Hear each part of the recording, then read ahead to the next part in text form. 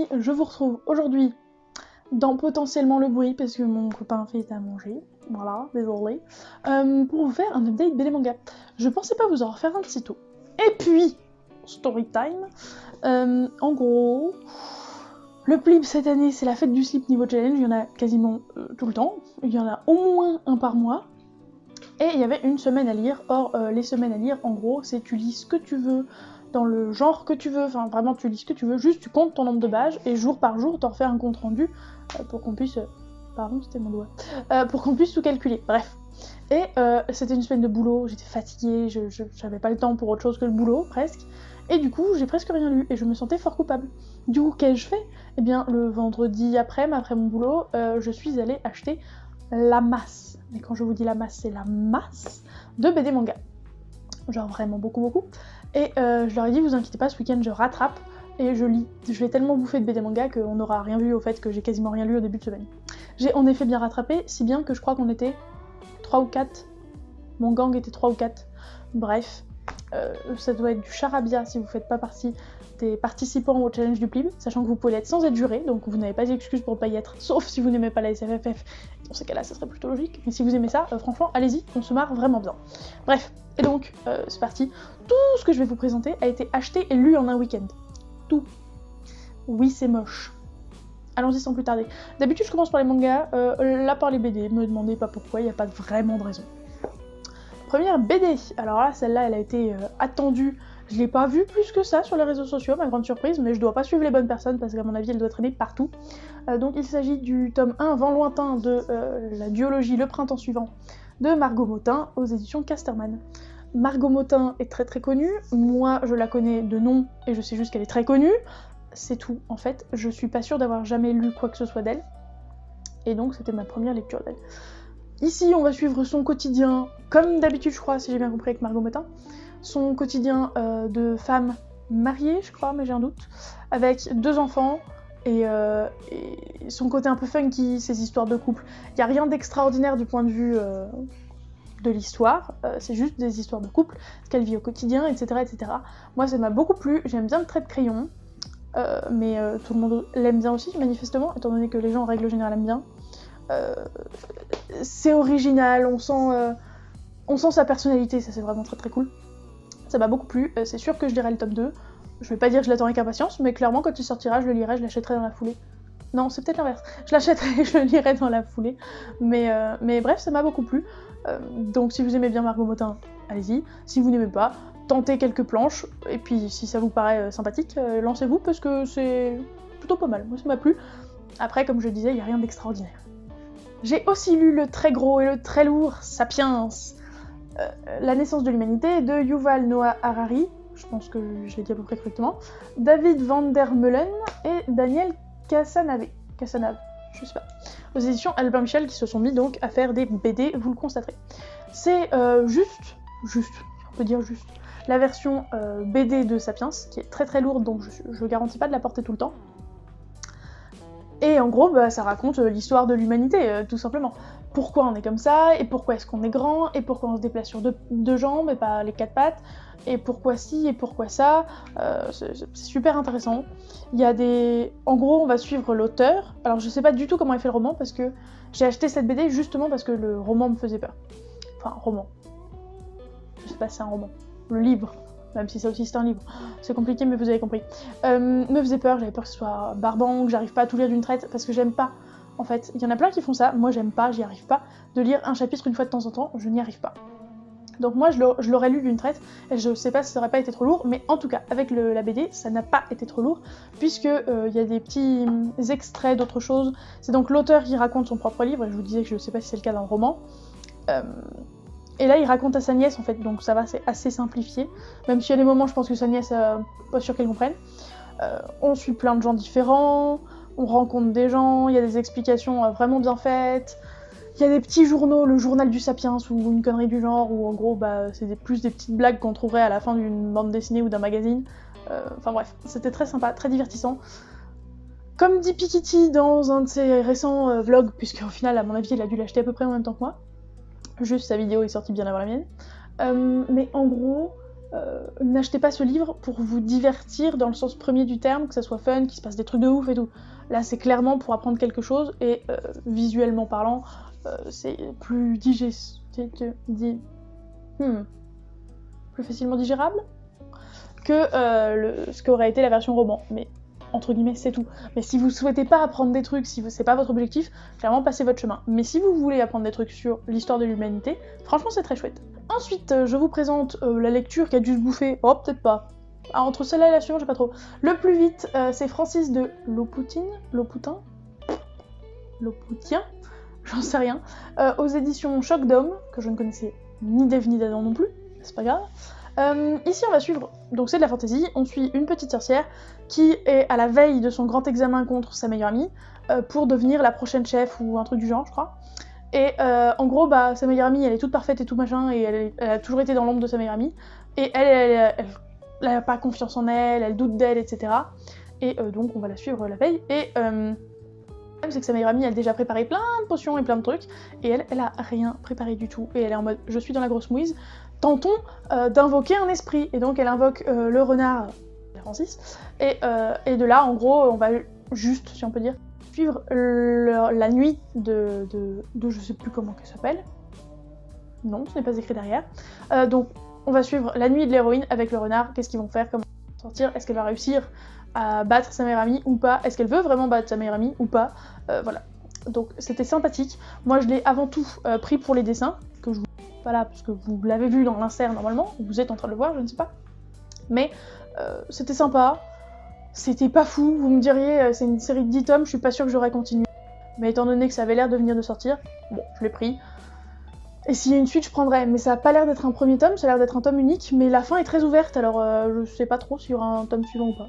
Bon, c'était sympa, si vous avez pas 16 balles à mettre dedans, je comprendrais. Ensuite, je vous présente Le silence et d'ombre de Loïc Clément et Sanoué aux éditions Delcourt Jeunesse, et ça fait partie de la collection des contes des cœurs perdus.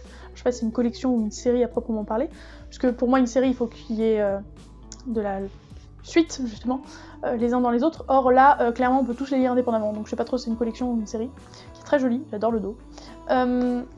C'est tout court, c'est très rapide à lire. C'est jeunesse, c'est super sympa. En gros, le pitch, c'est que quand on décède, il existe le même monde, on va dire, mais on continue à vivre dans le monde, juste on ne voit que les autres gens qui sont décédés. Alors on voit aussi les gens qui sont pas morts, mais les gens qui sont pas morts ne nous voient pas nous. Un peu des fantômes, vous voyez, dans l'idée. Et du coup, on va suivre Yael, je crois. Non, Amoun, pardon. Amoun qui va rencontrer Yael, justement. Et Amoun, lui, la vie de fantôme, ça lui allait très bien, parce que la vie de vivant, clairement... il avait un peu une vie de merde, et il est ravi d'être un fantôme, parce qu'il est plus affecté par rien, jusqu'au jour où il va rencontrer Yael. Et Yael, lui, au contraire, il est plein de vie, et il attend qu'une chose, c'est de retourner du côté du monde des vivants, parce que c'est possible, mais du coup, il faut se réincarner, je crois, un truc du genre, j'ai un peu oublié, j'avoue. Mais vraiment, c'était si bien. Moi, ça m'a beaucoup plu, c'était beaucoup trop court à mon goût, mais je comprends, c'est un conte pour enfants, donc clairement, c'est logique. Par contre, le problème que j'ai, c'est que j'ai compris après coup, parce que c'est peut-être bien à la fin. Alors clairement, vous aurez compris en les voyant que c'était les illustrations qui m'avaient happé en premier, évidemment, comme d'habitude avec les BD, vous me direz. Mais en fait, au début, on voit que c'est aussi l'auteur de Chaussettes et Jeannot. Je crois que c'est ça les noms. Donc c'est pas le même illustrateur pour Chaussettes et Jeannot, mais c'est le même auteur. Ouais, c'est ça. En fait, à chaque fois, c'est toujours le même auteur, mais c'est jamais le même illustrateur ou illustratrice. Et en l'occurrence, Chaussettes et Jeannot, Alex s'habille en Prada ? Oui, c'est ça, je crois. Désolée Alex. Alex s'habille en Prada, on avait super bien parlé. Et du coup, m'avait super donné envie de les lire, et je pense, sincèrement, que j'aurais peut-être pas pris ce livre-là si j'avais su qu'il y avait les autres avant. Alors peut-être qu'il n'y a pas de problème de chronologie, il n'y a pas de spoil, mais je sais qu'entre Jeannot et Chaussettes, les deux qui m'intéressent, il y a un spoil. Si tu lis pas Chaussettes avant Jeannot, tu vas te faire spoiler en lisant Jeannot. Donc j'espère que celui-là ne m'a rien spoilé, j'y crois fort. Après, avec ma mémoire de poisson rouge, honnêtement, je me rappellerai probablement pas. Je ne sais pas, je ne pense pas, mais voilà. Bref, l'histoire est toute courte, toute choupinou, on adore, j'adore les illustrations. Ce livre était vraiment très chouette. Ensuite, premier que j'ai lu de toute cette longue série de BD manga, il s'agit de Spirit. Le premier tome, je savais que j'allais bugger, je savais. Tunguska, je crois que ça se dit comme ça, de Mara, aux éditions Dracou. Il est beau, hein. Avouez déjà qu'il est trop beau, pour commencer. Ensuite, on va suivre... Je crois que c'est dans notre monde actuel, mais c'est genre il y a 100 ans. Ouais. Ah non, 1930, excusez-moi. Donc c'est le New York des années 1930, sauf que les fantômes existent bel et bien, les esprits sont là, mais les gens n'y croient pas. Voilà. Et on va suivre, comment s'appelle-t-il? Ian Davenport, qui donc est à la chasse aux fantômes avec son maître, et il va se retrouver propulsé, je vous lis la quatrième parce que c'est drôle, enfin drôle, c'est ma façon de le dire qui est drôle, se retrouver propulsé au cœur d'une étrange affaire de meurtre qui secoue le milieu des chasseurs de fantômes. En gros, bref, son maître va être assassiné sous ses yeux, et il est en mode « What the fuck? Que se passe-t-il ?» Et du coup, il va enquêter, il va se rendre compte qu'il y a d'autres maîtres chasseurs de fantômes qui sont morts. Et du coup, bah voilà, il va mener l'enquête un petit peu, avec la jeune dame que nous voyons aussi sur la couverture. Ce livre était très chouette, m'a beaucoup plu. Il avance, c'est-à-dire que j'aime pas les trucs qui stagnent, et celui-là il avance un peu. Je sais pas combien de tomes il y aura, clairement plusieurs, puisque bah voilà, c'est un tome 1. Mais sur 4, non? Oui, voilà, il y a écrit 1 sur 4. Donc une petite série en 4 tomes, moi je ne peux que plus soyer. L'histoire est vraiment chouette, les personnages sympathiques. Je l'ai lu il y a vraiment un moment maintenant, mais vraiment ça m'a beaucoup plu. Donc si la thématique vous tente, pourquoi pas, laissez-vous tenter. Et enfin, je fais souvent ça, la meilleure recommandation et tout. Là c'est difficile parce qu'il y a beaucoup de BD, mais je pense que si je devais vraiment choisir, ce serait ceci et ceci. Tome 1 et tome 2 de l'épouvantable frayeur, non, l'épouvantable peur d'Épiphanie Frayeur. Voilà, c'est ça. Je vais peut-être pas vous présenter les deux livres tout le temps, parce que non seulement je vais faire les inserts, alors ça serait bête de me péter le poignet, alors vous allez pas le voir, déjà, mais je vais vous présenter que le tome 1. L'épouvantable peur d'Épiphanie Frayeur, en gros c'est une jeune fille qui est complètement névrosée, et elle a peur de tout, mais de tout, vraiment tout, et du coup ça va lui gâcher sa vie. Et ce qui est génial, c'est que c'est très onirique, dans le sens où sa peur est physiquement derrière elle. Genre, je sais pas si on le voit, mais vous avez dû le voir dans l'insert, elle a vraiment une grosse ombre, une grosse créature noire derrière elle. Et donc, dans ce premier tome, elle va devoir affronter sa peur. Et elle va découvrir plein de gens fantasques et tout machin. Genre, elle rencontre un homme qui vole parce qu'il a perdu son sérieux, vous voyez. Bref, donc vous comprendrez bien que c'est pas très très réaliste. C'est une façon d'imager les problèmes réels de la vie, donc oui, c'est du fantastique, mais c'est... Il y a un mot, je suis sûre, pour ça, mais je le trouve pas. Mais en gros, si vous voulez, c'est les vrais problèmes de la vraie vie qui sont faits de façon fantastique pour... Bref, je suis pas claire, au secours, je m'embrouille. Les illustrations sont magnifiques, je pense que à nouveau c'est ça qui avait dû attirer mon regard, mais de toute façon avec les BD, je vous l'ai dit, c'est quasiment toujours ça, sauf Margot Motin parce que je la connaissais de nom, mais je crois que sinon c'est que ça, je crois. Ouais, c'est que ça. Et Sapiens aussi, parce que je vous l'ai dit, je connaissais le roman avant. Bref, donc, c'est super sympa, c'est beau, il y a des belles phrases. En fait, il y a un petit côté développement personnel aussi, mais pour les enfants, et génial. Les personnages sont fantasques, sont farfelus, et en même temps adorables. Le tome 2 a une autre thématique, mais je vais pas vous le dire au cas où vous trouveriez ça spoilant, mais c'est pas une suite dans le sens où... si vous voulez vraiment lire le tome 2 d'abord, vous pouvez. Mais bon, ça serait un peu dommage. Mais vous pouvez. Donc il n'y a pas une suite directe. C'est super chouette. J'espère qu'il y aura un tome 3. Je crois que ça présageait un tome 3, mais je suis pas sûre. J'ai des doutes sur la question. Mais en tout cas, si vous aimez les trucs enfantins, oniriques, magnifiques, et que ça vous fait pas peur, et que le pitch vous tente, franchement, allez-y. D'ailleurs, en parlant de ça fait pas peur, je pense pas que ça fera peur aux enfants. Hein. Vraiment, les frayeurs d'Épiphanie sont un peu excessives. Il n'y a pas vraiment de quoi faire peur.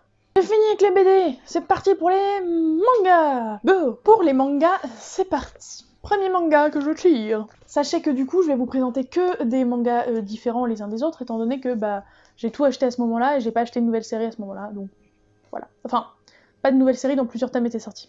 Vous verrez plus tard pourquoi. Première chose que je vous présente, il s'agit de Corps solitaire de Haru Haruno. D'accord. Aux éditions Kana. Et il y a Big dessus, est-ce que c'est devenu les éditions Big Kana ou juste collection Big, j'en sais rien. Donc, dans cette histoire, c'est un contemporain où on suit un couple, et non ce n'est pas de la romance du coup, vous allez comprendre, parce qu'en fait, c'est un couple qui vit très bien sa vie de couple, qui vit ensemble, enfin voilà, qui ont la trentaine je crois, ouais voilà, 32 ans, ouais, je sais pas quel âge a le mari, mais voilà, et en fait leur problème, enfin, je dis problème parce que pour la femme c'en est un, mais il y a des gens pour qui ça peut ne pas être un problème, bref, n'ont plus de relations sexuelles, alors qu'ils sont ensemble depuis un moment, et tout va bien dans leur couple, sauf ça. D'autant plus que quand elle voit ses potes du même âge, la jeune femme, enfin la femme, est en mode moi j'aurais bien des enfants et tout et machin. Et du coup elle demande à son mari s'il veut bien et celui-ci lui répond oui, sauf qu'ils ne font rien pour. Vous voyez ce que je veux dire. Et du coup ça tourne autour de ça, comment vivre dans son couple quand on n'a plus de relations sexuelles mais qu'on en veut, etc., etc. Elle rencontre un collègue et à cause du fait qu'ils sont un peu éméchés tous les deux, ils finissent par parler de leurs problèmes et ils ont le même problème. Et c'était très intéressant. Moi je trouve qu'on parle rarement de ce genre de choses. Donc, moi, j'ai trouvé ça très très chouette qu'on en parle. Je crois que c'est un tome 1 d'une duologie. Donc, c'est sûr que c'est un tome 1, mais d'une duologie, j'ai un doute. Et bref, j'ai trouvé ça très chouette. Donc, si le pitch vous tente, franchement, lancez-vous parce que c'est intéressant. Après, si ce genre de situation peut vous faire déprimer, peut-être vous lancez pas dedans. Je sais pas. Parce qu'il y a un peu un côté déprimant quand même, hein, soyons honnêtes. Mais c'était très chouette, ça m'a beaucoup plu. Et clairement, quand le tome 2 sortira, je le lirai, il n'y a pas de doute là-dessus. Puis, j'ai lu un tome 2, le tome 2 de How Colorful Days de Gengoro Tagame aux éditions Akata. Gengoro Tagame, qu'est-ce que je l'aime cet homme. Oui, cet homme. Franchement, j'ai eu un doute. Non, c'est un homme. Pour le pitch, quoi vous dire. C'est un jeune homme qui est homosexuel et qui est dans un lycée où clairement il doit cacher son homosexualité, ou en tout cas il ressent le besoin de la cacher, parce que tout le monde part du principe que tout le monde est hétérosexuel. Voilà, pas besoin de vous... Ah, bon, bref. Et donc il est très gêné, et il veut le dire à personne, et ça va tourner autour de ça. Un jour, il va un peu péter un plomb. Enfin, péter un plomb, non.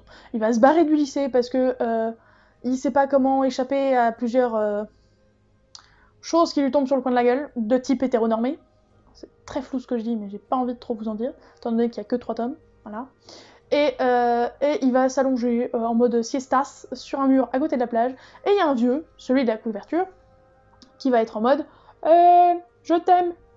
Et sauf que lui il dormait pas vraiment, mais le vieux était persuadé qu'il dormait. Bref, ça crée une sorte de mindfuck. Et en fait, il va devenir pote avec cet homme, et, parce qu'il va être un peu émerveillé en mode quoi, vous assumez votre homosexualité, quoi. Voilà. Du coup, ils vont devenir potes. Bref, et c'est leur petite relation à tous les deux, avec aussi la meilleure amie du héros qui s'appelle je sais plus quoi, Sora, voilà. Bref, c'est très très chouette, c'est du Gengoro Tagame, celui qui a écrit Marie de mon frère, si vous le savez pas encore. J'adore cet auteur et je pense que je lirai tout ce qu'il écrit en non sexuel. Je lis, hein. C'est un mangaka et artiste érotique gay. En fait, depuis 86, il fait des mangas pour des revues gays et tout machin, mais c'est seulement depuis 2014 qu'il a lancé son manga tout public. Étant donné que je n'aime pas j'aime pas du tout, ça m'attire pas tout ce qui est yaoi yuri. Non, yaoi yuri, je crois que c'est juste de la romance. Bref, j'ai vu dès qu'il y a du sexe en gros dans les mangas, dans les romans ça me gêne pas, mais dès que c'est imagé, bah voilà, j'aime pas.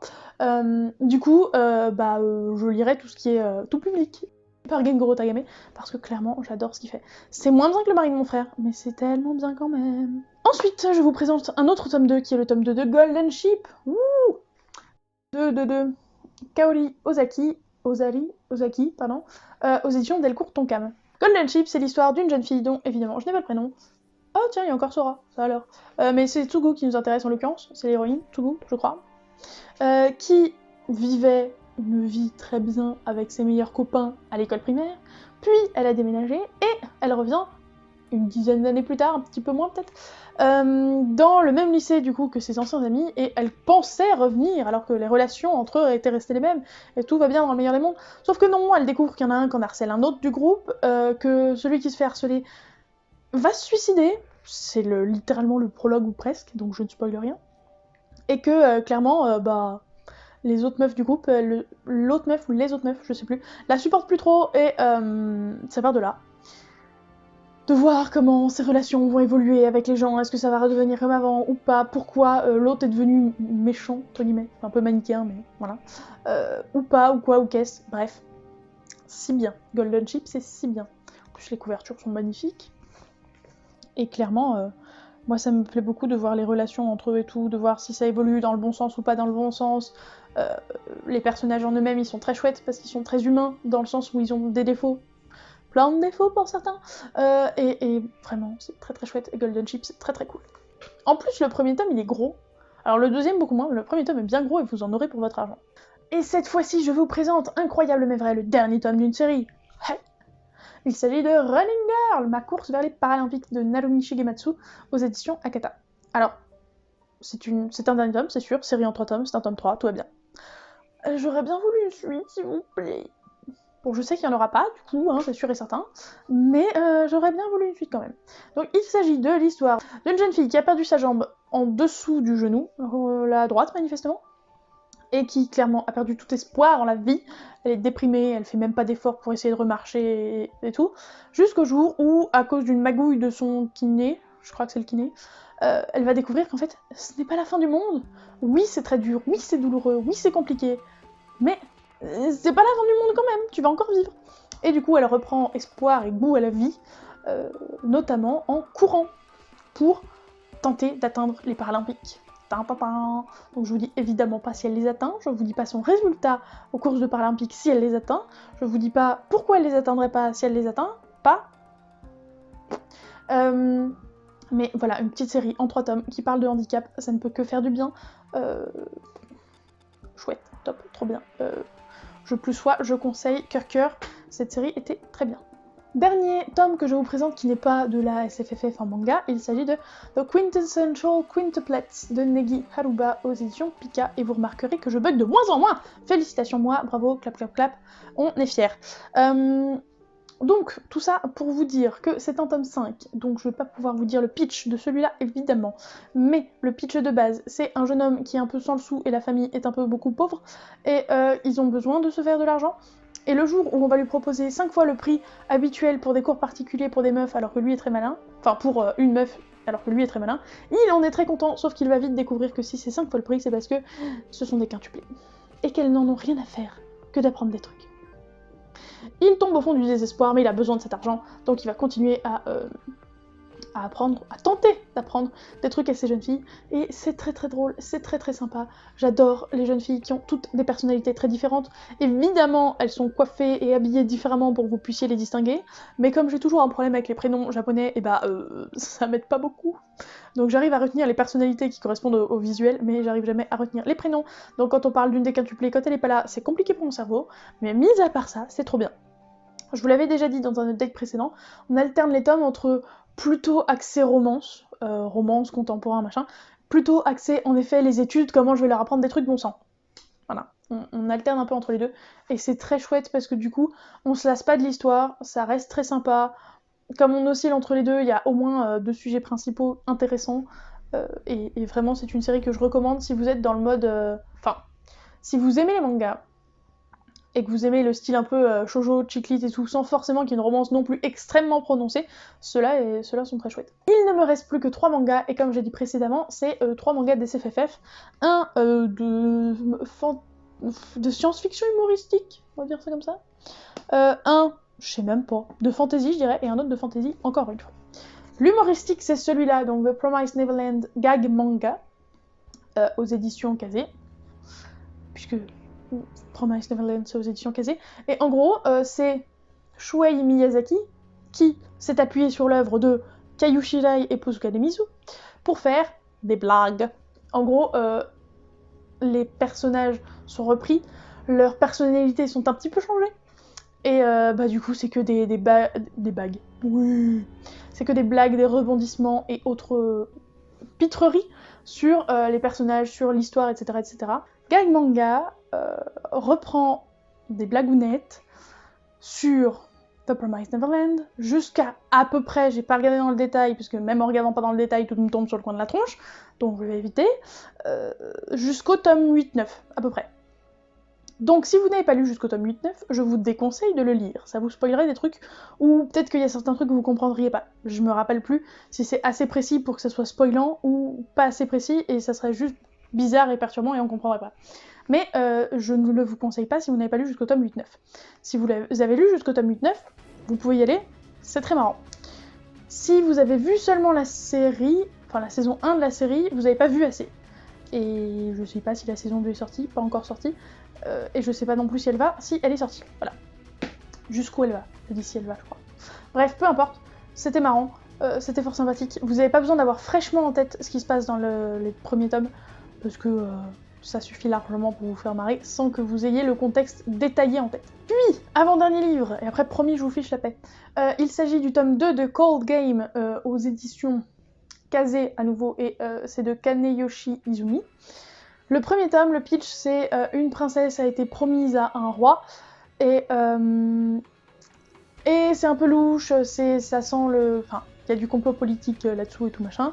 C'est clairement une alliance, enfin un mariage arrangé, quoi. Et du coup, pour pas se faire avoir, pour pas se faire tuer ou quoi ou qu'est-ce, elle va échanger sa place avec sa servante. Sa servante se fera donc passer pour elle, et inversement.